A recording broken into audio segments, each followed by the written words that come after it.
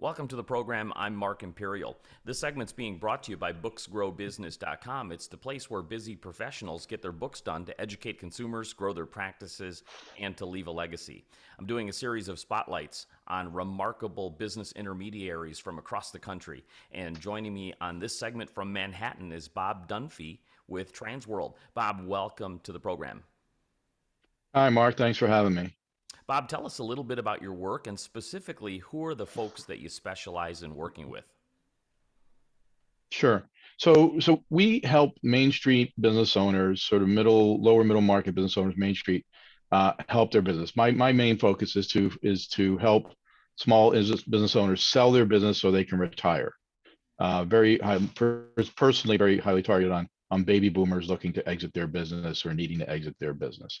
So it could be anything from a pizzeria in a downtown area or a strip mall to I'm talking to someone who owns a direct mail company that does $20 million in sales and $4 million in profit next week. So it's a broad range of sizes of the businesses. Nothing is too small, almost nothing is too large, and very industry agnostic in the sense that we have done medical services. I'm talking to someone who owns a lawyer who wants to sell a practice. Um, Wireless cell phone stores, restaurants, manufacturing companies, pretty much anything that someone might have that we can sell. So these folks that you describe, it sounds like they've been running their businesses for years and probably focusing on growth, growth, growth. So how much time did they put into thinking about selling? Are they informed? Is this the first time they're experiencing this process? Tell me a little bit about their questions they have. Yeah, so you're absolutely right. I mean, I was working with a couple of gentlemen who own a building supply store, and they own the real estate around it, and they took over the business from their father. So the business had been in the family for 70 years, and the business had been in business for over 100 years, and so there's a lot of things to navigate. But they're great guys at running a building supply store, and they're not as comfortable running the business side, and they didn't think about the exit until they decided that they want to retire, and then they decided to want to retire like next year. But you do need to plan. I mean, there's a whole process to planning and preparing the business. Just as if you were going to sell your house, you might paint, you might fix the kitchen, you might fix the bathroom. There's a lot of things to do with your business. Some of it's cosmetic, but a lot of it is getting your documents together, making sure that your bottom line is strong, making sure that everything. I think the big word really comes down to making sure that your business is transparent, that when you go to sell it and you're talking to a buyer, that they can see that what you say it is exactly what it is. The financials are there, legally it's there. There's no liabilities out there, and those kind of things. And that helps the value. It helps support the price that you're asking. It enhances the value, and also then operationally, if you are the person, right? If it's Mark's Italian restaurant and Mark's there every night and he walks around the tables, that's a harder thing to do because everybody's looking for Mark. Some people can get away with it. You get a famous chef like Daniel Boulud or Todd English and Guy Fieri and those guys. They have all kinds of restaurants that they're not in every day. But for most people, if they're the go-to person, that's another challenge because someone else taking over that business risks losing some of your clients, just like a doctor, right? If you sell the medical practice and the doctor retires, will all those patients stay with the new doctor? So there's things to work out, operationally as well. So I definitely want to talk about a little bit about preparing the business to sell. But quick question for you: the Mhm. the whole inspiration for the series has been the headlines of the Great Resignation. So is it Mhm. really a good time to buy a business, and is it an even better time to sell a business with more buyers coming in the market? What have you seen in your area? So it is a great time to sell, and it's actually a better time to sell now than it might be in a few years because we're just hitting that the biggest bulge of the baby boomers starting to retire. Those people born between like 1956 to 1960. That's the biggest part of the boom, and that means that more businesses are going to come on the market. And it's supply and demand. If there's more supply and the same demand, then those businesses become a little devalued because there's four of you for sale. So now's a great time because we haven't gotten to that point yet, and there's just broadly a generational change. Millennials, Gen Xers, Gen Ys are starting to get into it. You have the whole gig economy playing into it, where people, if they're not going to be a solopreneur running their own thing, they might have experience. They want to, buy a business instead and run a business instead. And it's much better to take over an existing business that has cash flow than it is to struggle and start up and lose money along the way. And, with your own startup, depending on what it is. Yeah. Great insight. So, getting back to the seller, uh, Hmm. talk a little bit about, like, since this is the first time they're experiencing the process, they really weren't even sure how to prepare. Tell us a little bit about how early should they start thinking about, planning when they're thinking about selling. How much lead time do they need, and Yeah. what all should they get in a row? Yeah. So it's funny. I just was having this conversation with someone, and when you do a venture capital pitch for a tech startup or whatever kind of thing that you're going to get, you want to try to get big money for, they all want to know how you're going to exit the business right away. In the pitch about getting the money, they want to know how we're going to get out of the business that they haven't even gotten into yet. So the best time to start thinking about your business is when you start the business. Know where you're going. It's like I have to take my son on a trip to do college tours. I have to know where we're going in order to plan the journey. Um, that being said, you should always have an exit plan, because you never know. Life happens.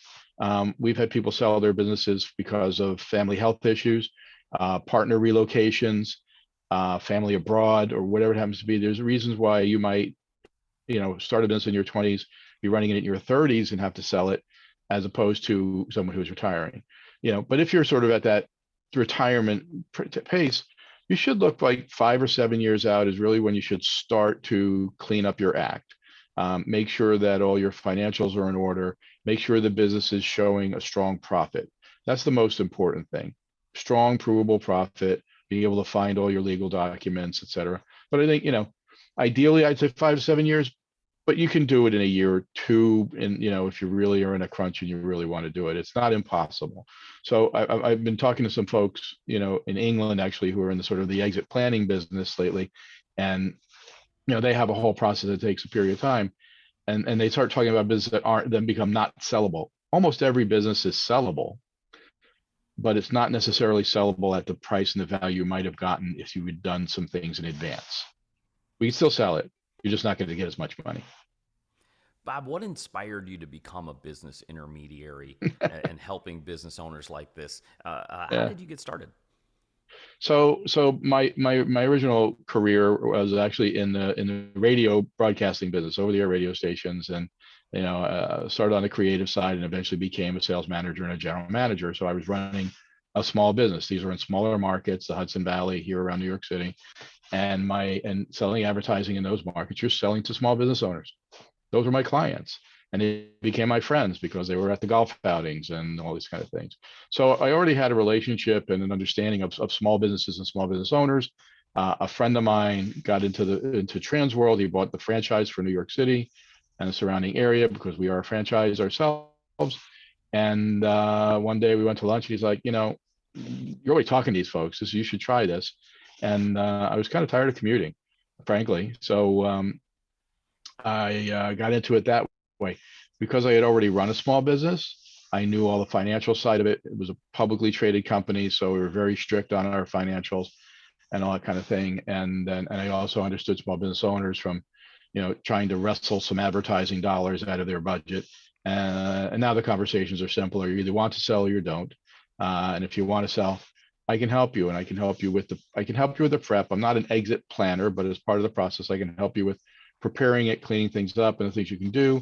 And we even talk about ideas about, how you might do some improvements to the business in terms of marketing and, resources you might bring in, experts from different fields, to help, grow the business a little bit during the process, because it takes about 9 months to sell the average business. So, we're going to be together for a while. We might as well do what we can to make things better. Bob, before I ask you my last question, is there Sure. anything that I didn't think to ask in regards to selling a business today in this economy, or even purchasing one, that you feel is important to share?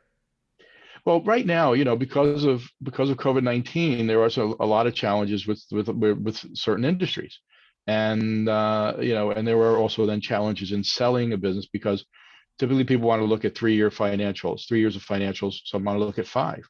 Well, going 3 years back, what do we have? We have 21, 20, and 19.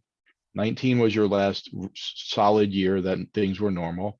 Then 20 was a mess, probably. And 2021 should have been a recovery year for most of the year, even though there were some fits and starts. So how your business has been trending, how aggressively you've managed to go back into it after the downturn and try to turn it around are really important. And for some industries, it's just or businesses, there's almost nothing they can do with it. I have a client in Midtown Manhattan. All of his clients are people in the office towers in Midtown, and there's nobody in there working. So there's nobody to do business with there. So he's just a victim of the work at home thing, which everyone thinks is so wonderful. He's just sort of still a victim of that. And I have a couple of those where, but it's just again, the transparency and how your trajectory coming out of it are really critical. Absolutely. Bob, for folks listening now that are considering selling a business and they Mhm. didn't know where to start and would love to speak with you if they're in your area, how do they find you, get a hold of you, and connect? Yep. Our main website is www.tworld.com. Transworld shorted and TWORLD. And if you just throw a slash Bob Dunphy at the end of that, tworld.com/Bob Dunphy, you'll come to my page. If you just Google Bob Dunphy, I tend to come up pretty high in the Google searches, so you're bound to run into me. And my phone number's there, my email's there, and I'm happy to talk to people about their business, whatever stage they think they're at. I mean, I've been working on a couple of them now that we've been prepping for 3 or 4 years, and making sure that they know what to do. So that's all good. Bob, this has been terrific. I really appreciate you taking the time and sharing your great advice with my audience today. And I wish you continued success for you and for all of your clients. Thanks, Mark. Same to you. Have a great day. That was Bob Dunphy with Transworld. And this segment's been brought to you by booksgrowbusiness.com. It's the place where busy professionals get their books done and published to educate consumers, grow their businesses, and to leave a legacy. That's all for now. I'm Mark Imperial, and thanks for joining me.